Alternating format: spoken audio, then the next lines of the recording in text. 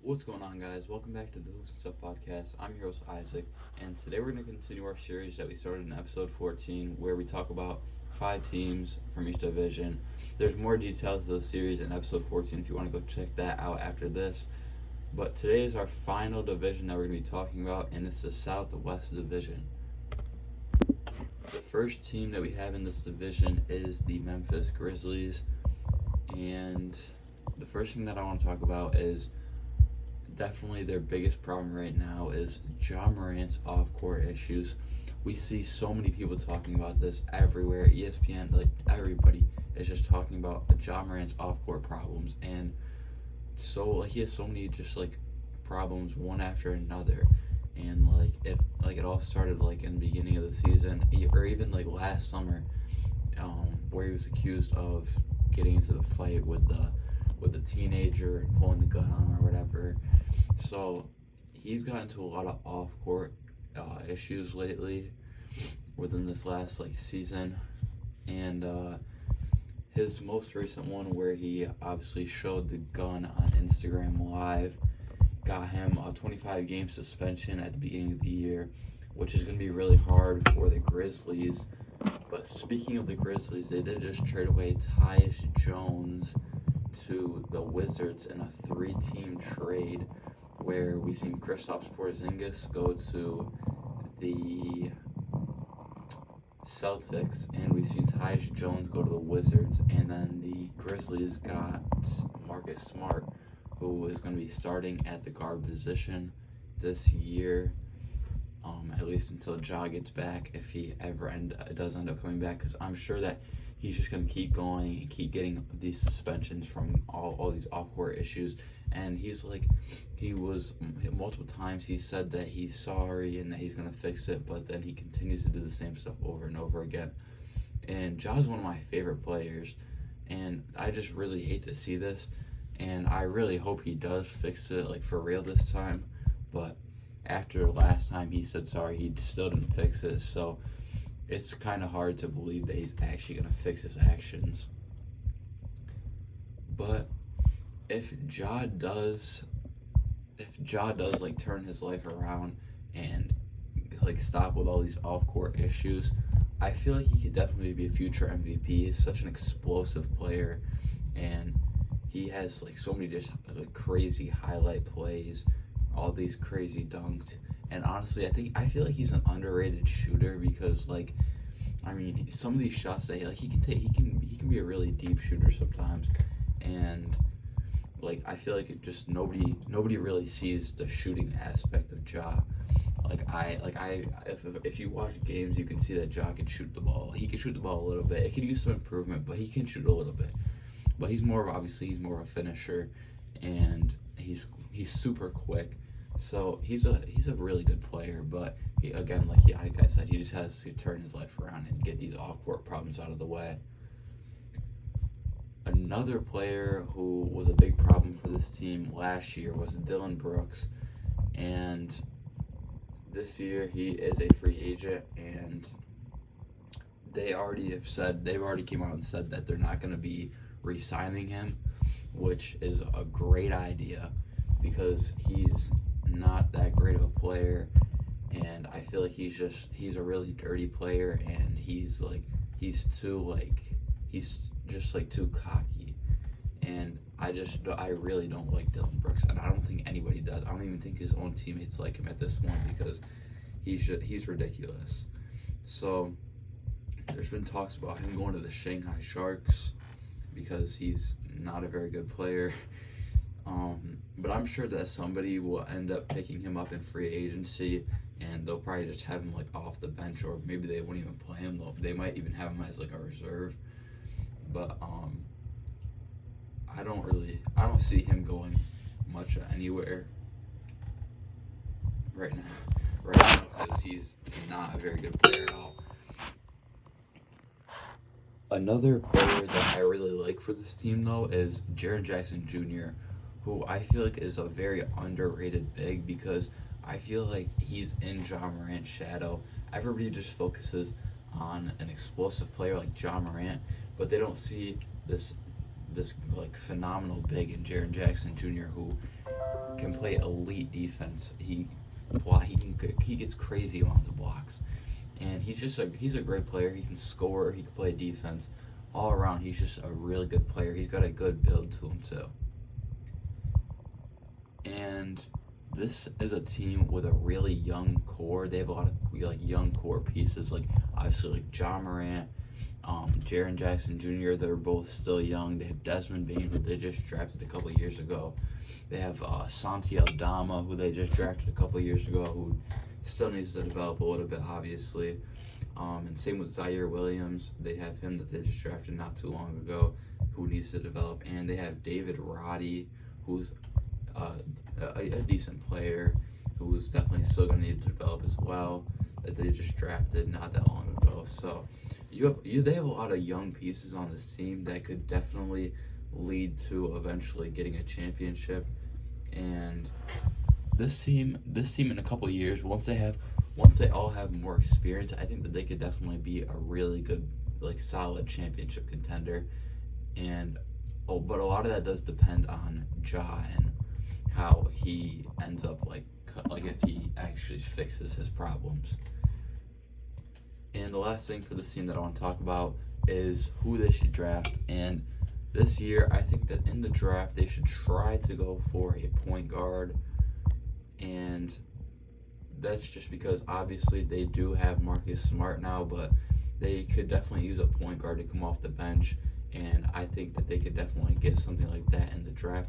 Even if it's later in the draft, I think that they could still I think they could still get a decent backup point guard, just because we don't know when Ja's going to come back. So Marcus Smart may be starting for quite a while. I mean, obviously Marcus Smart could be your starting point guard for the whole season if you need him to, because that's what he was on the Celtics for pretty much the whole season he was starting. So they really don't need, they'll probably keep Marcus Smart in the starting lineup, but they don't need a great point guard. They just need somebody who is solid that can come off the bench for them. Our next team is the Mavs, and a lot of people really like the Mavs. They're a solid team, so let's get right into the Mavs. To start off, we have to talk about the man of the Mavs, obviously the most known player on the Mavs. We have Luka Doncic, and he's already started to do this, but within the next couple of years, he's going to be running the league. Luka Doncic is insane, and I think that we could see him putting up some crazy numbers, especially with the lack of teammates that he has.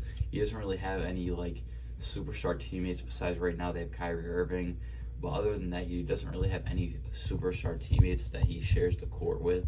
So he really has he gets more opportunities to score than a lot of other players who have to share the ball with their teammates more because they have good teammates. Like LeBron has AD, or Curry has Clay and Wiggins. Just players like that have other elite players on their team. But Luka doesn't really have that besides Kyrie, but who knows what's going to happen with Kyrie. And speaking of Kyrie, the next thing I want to talk about is Kyrie. And apparently Dallas is the only team that seems to be in the market for Irving, because the Suns got Beal and the Lakers don't have enough money to really, the contracts wouldn't really work out for the Lakers. So I think in this offseason, Irving's going to end up staying in Dallas, just because there's no other team that he would really fit with, that really wants him. And I think that the Lakers was just a ridiculous rumor, because they have LeBron, they have AD, they have all these bigger contracts. Austin Reeves is gonna want money soon, and they have all these big contracts and stuff. So it's gonna be really hard for them to work. It would be really hard for them to work out a contract with Kyrie Irving. They also could definitely end up with Kyle Kuzma, according to the rumors, because he declined his player option with the Wizards, so he is going to be a free agent this year, and he could definitely end up with the Mavs. and I could definitely see that. And I don't think that's a bad idea for the Mavs because Kyle Kuzma is a solid player. I do really like Kyle Kuzma, and I feel like after he left the Lakers, he was doing really good on the Wizards. The Mavs are also rumored to sign and trade for Grant Williams from the Celtics, and again rumored to possibly be targeting the Hawks' Clint Capella, which both are solid players.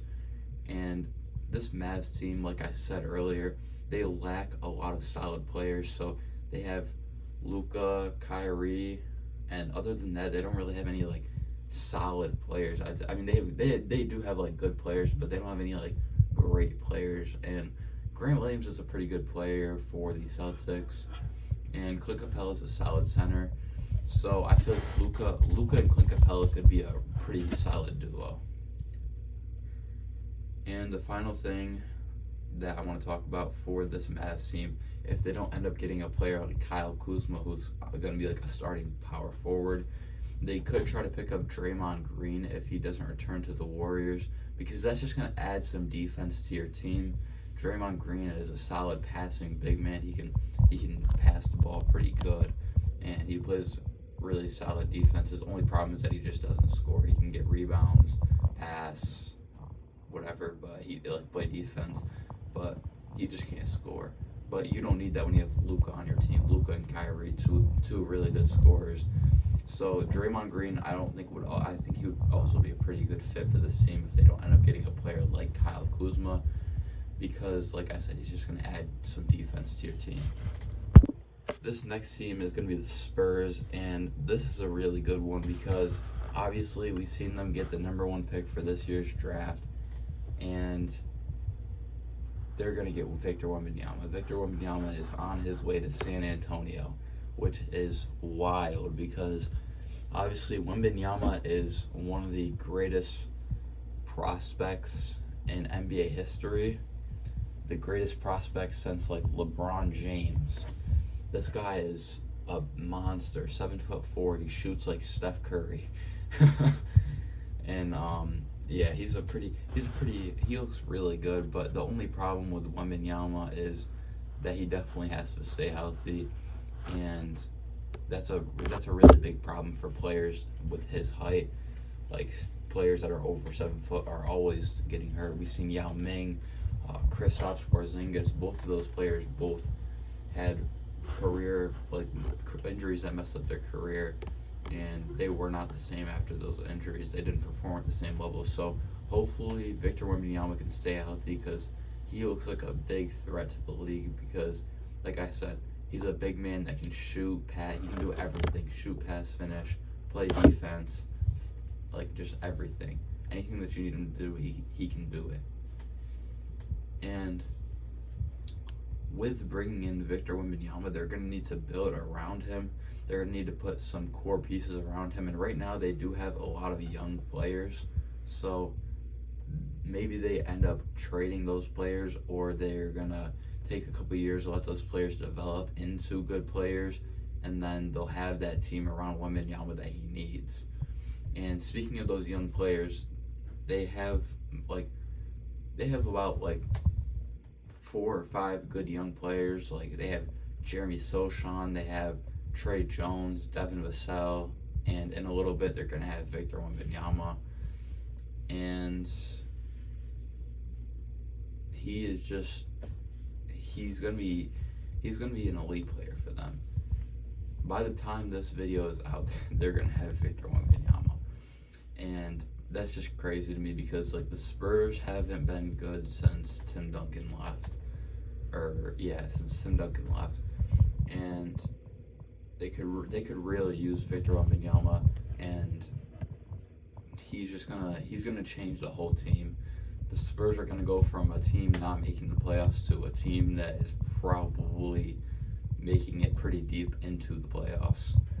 And I think that in free agency this year, they should try to get some depth to add to their team because they just need more. They need more like bench players for the roster, so they can have more than just their starting 5. Because their starting 5 is going to be pretty young, and they're going to be good, but they just don't have the depth that they're going to need. Like, you can't just have 5 good players. You need to have good bench to, like, you have to have a good bench to win championships too. So you can't just rely on your starting 5 to get you that championship. And speaking of the championship, they could possibly be championship contenders after they get Wembanyama, but I think they're going to need at least one more like really good piece with Wembanyama to get that championship, because obviously he can't do it alone. He needs another superstar player, and maybe one of their players that they have right now they'll evolve into a superstar player, but as of right now, I wouldn't say the Spurs have any superstars.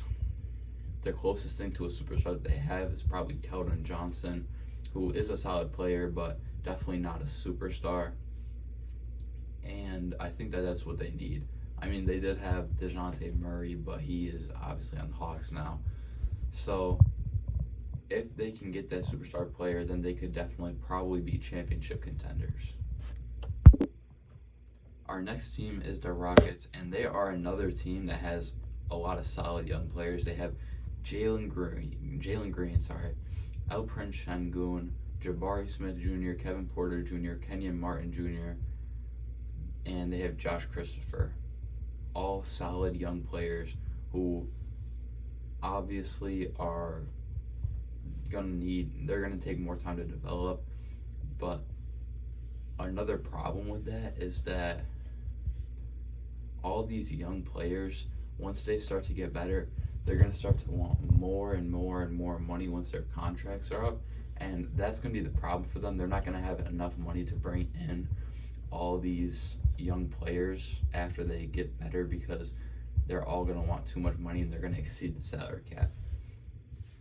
And that's a problem with a lot of these players. A lot of these teams that have a lot of young players like that. They have all these young players and they think that they're just going to develop and be good, but all these young players are going to want money once they develop fully. So you're probably going to have to trade them and just keep going through and trading them, or just let them walk in free agency. The Rockets are also rumored to be trading their number 4 pick for Paul George.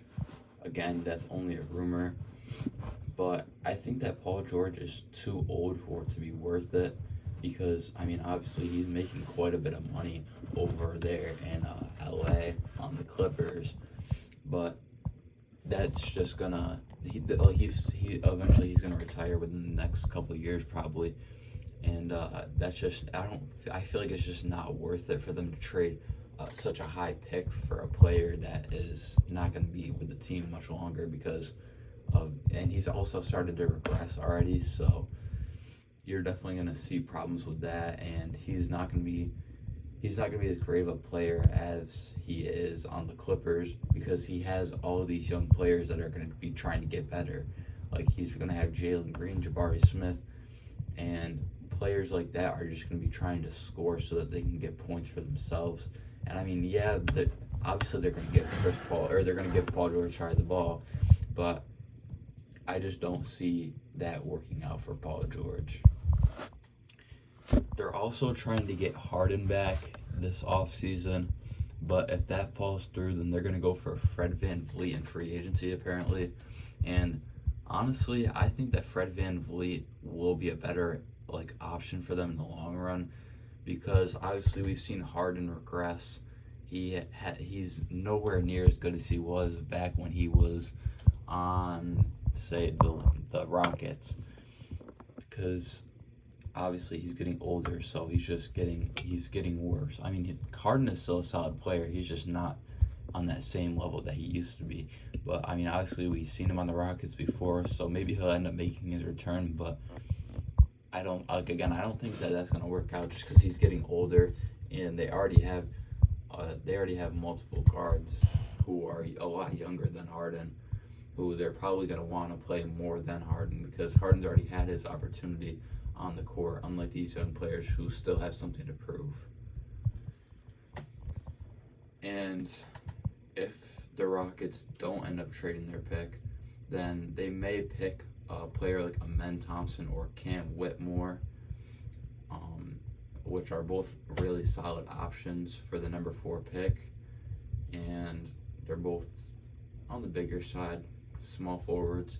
So, I mean, honestly, it's not a bad option for them to go with players like Jalen Green, Jabari Smith, and Alperen Şengün in the starting lineup. I'm sure they'll probably have I'm going to say they'll probably have Jalen Green, Alperen Şengün, Jabari Smith, and Kevin Porter all in the starting lineup, and then they'll probably, if they do end up sticking with their draft pick, they'll probably have whoever they draft in the starting lineup as well. But it just all depends on what they do with that pick and if they use it correctly. And the last thing that I want to talk about for this Rockets team is them trading back for John Wall. Obviously, we've seen John Wall in the Rockets before he went to the Clippers, but they traded away Eric Gordon and everything, and then they ended up getting John Wall back.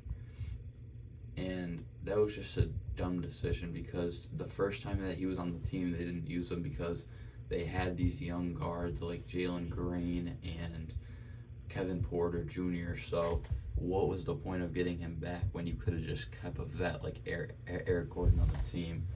Because at that point you're wasting. You might as well just drop him at that point because you're just wasting your money, honestly. If you're not they're not going to use him unless maybe they'll use him off the start, off the bench. Sorry, but I highly doubt it. Our final team is going to be the Pelicans, and the Pelicans aren't really a very exciting team right now. I mean, we have a couple of things to talk about for the Pelicans, but not as much as the other teams. We have seen Zion get injured numerous times. He cannot play one full season without getting hurt. And that's a really big problem for the Pelicans, especially since they used their first overall pick on him in 2019 when they could have had Ja, who obviously has off-court problems. They could have got R.J. Barrett, who, I guess he's probably better than Zion right now, since Zion probably hasn't played more than 82. He hasn't played more than 100 games. But yeah, he definitely needs to stay healthy for them. Because that's a really big problem for the Pelicans right now. I feel like if they get Zion back at full health and he is he stays injury free, I feel like they could be an elite team.